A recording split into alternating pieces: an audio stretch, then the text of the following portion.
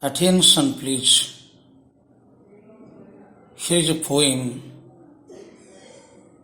Dust of Snow, composed by the American poet Robert Frost. It's a very small one in entity, but it has a wider content. See, this whole poem contains only 4 lines. The way a crow shook down on me the dust of snow from a hemlock tree has given my heart a change of mood and saved some part of a day I had rued. See, the foremost thing is to note that the whole poem is based on a single sentence. The sentence begins with the way, the noun phrase, and ends with the verb rude. This is a very small poem. This small entity of this poem, there is a great knowledge, especially of personal note or experience of the poet. One snowy morning of a day, the way a crow shook down on me the dust of snow from a hemlock tree. You see, these 4 lines are a bit separate from the subsequent and ending 4 lines. Why? The first 4 lines make the subject phrase and the subsequent 4 lines make the predicate phrase. The way a crow shook down on me the dust of snow from a hemlock tree. Prosaic, in a prosaic way, a crow shook down on me from a hemlock tree in a certain way, and that way has given my heart a change of mood, and conjunction saved another verb, some part of a day I had rued. In the predicate part, there is a division. There are 2 verbs.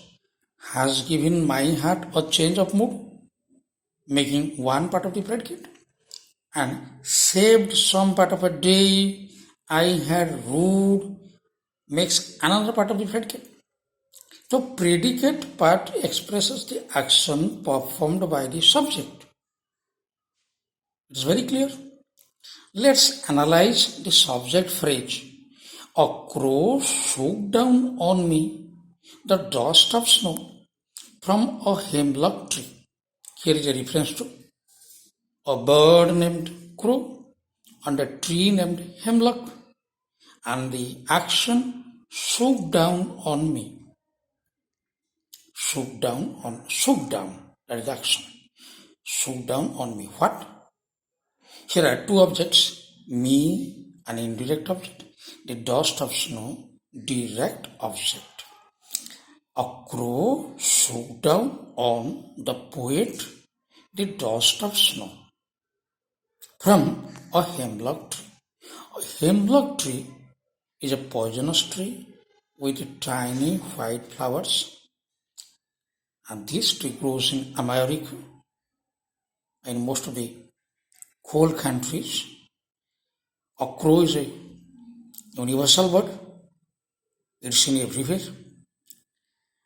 As the poem indicates, it's the morning hour of a day when it was snowing, and that the crow shook down the dust of snow. So, shook down means searched, to shake down means to search a person or a place in a very thorough way. Here, the crow sits on the hemlock tree. It searches thoroughly whom the poet is in very static condition under the hemlock tree. It looks down, happens to see the poet, and feels some sort of fear. It gets somewhat afraid. Feeling afraid, it perhaps changes its place. Because of the change of its place, so dust of snow sticking on the leaves of the hemlock tree falls off. As a result, the poet's body gets a freezing touch of the dust of snow. And the way, what way? It was sudden and unexpected. How? That the poet was unaware of the crow perching on the hemlock tree. At the same time, a crow didn't expect the poet under the tree in that posture. That's why its movement was unwanted, unusual, sudden, and the poet's feeling of the freezing dust of snow was unexpected. Hence, the peculiarity in the way, and that suddenness and unexpectedness of the situation has given rise to a certain feeling to the poet's heart, and as a result, the poet got his mood changed. Here rises one question: in what mood was the poet? And what mood did he have after the unexpected and sudden freezing touch of the dust of snow? That rises. That is the question for discussion. In what mood was he? We get to know from the concluding two lines. Saved some part of a day I had rued. Rued implies regretted, felt sad. I stands for the poet. The poet felt sad or regretted that day. He was in a regretful or sad mood, and his sad mood got changed into saved some part. That was saved. That affirmative verb, saved, approving verb, saved, indicates that his mood got changed from sadness to joy. Because saved, sadness kills us, joy gives us life and spirit.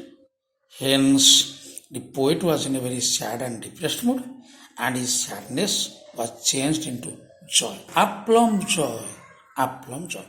Hence, the poet attributes it as saving a part of his day. A part of the day was destroyed, damaged because of his sorrowful and depressed mood. And since he got his mood changed, the rest part of the day was well enjoyed by the poet. This is what that has happened to the poet. And see, this is what the poet. This makes it clear. This poem tenders a personal note, a personal experience and feeling of the poet of a certain day. The poet, as the poem expresses, it was a calm, quiet, desolate, and dull, wintry, cold, freezing morning. There was nobody else but the crow, the only living creature, and There is a reference to the hemlock tree, the living, motionless plant, dumb, another dumb creature.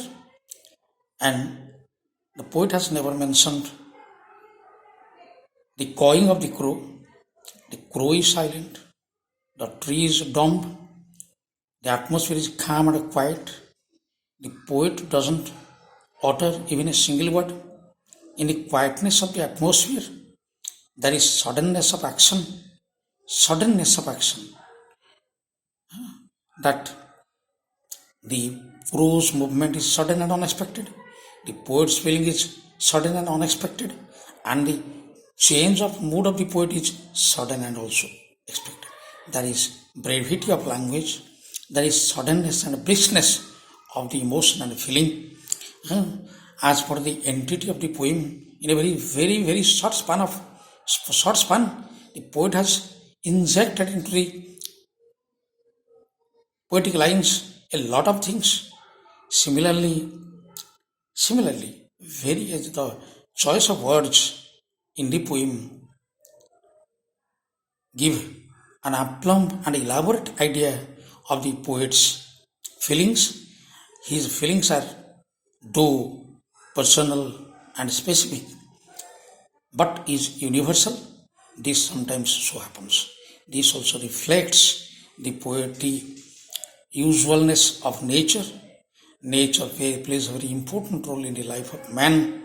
Sometimes nature undermines all excitement of man, and that same nature gives vent to aplomb enjoyment. The same thing has happened. This ultimately the poet intends to say that this world is a mixture of happiness and sadness. One follows the other. Sadness followed, joy followed happiness, joy followed happiness. That's why the poet's feeling got changed. Hence, the theme of the poem, the poet's personal account, is universally accepted, and the readers enjoy the poet's intention behind the poem in an elaborate way.